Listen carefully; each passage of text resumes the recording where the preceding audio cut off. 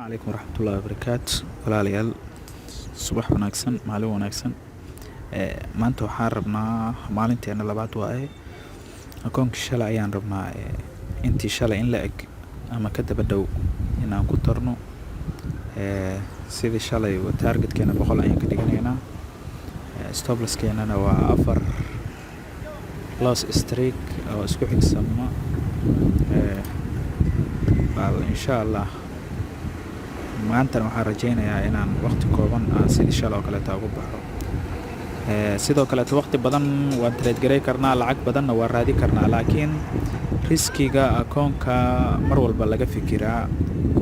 mar walba waxa waajib ku ah inaad lacagtaada save garaysto kadib aad profit suubiso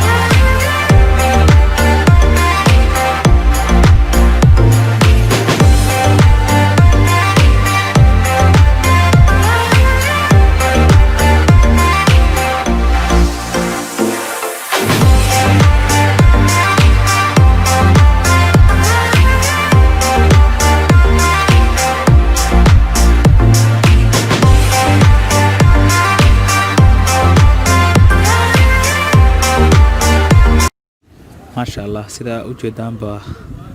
waa 2 trade ama 3 trade ayaan noo dhiman hadii uu win garoobane waan targetkeena waan gaaraynaa sida ugu dhaqsiyaha badan leh suuqan forex-ka inta badan dadka waxa diila waxa waaye dhex jooga badan marka inaad isku day inaad target ka suubsato aadna ka baxdo maalmahan systemkan ayaan rabnaa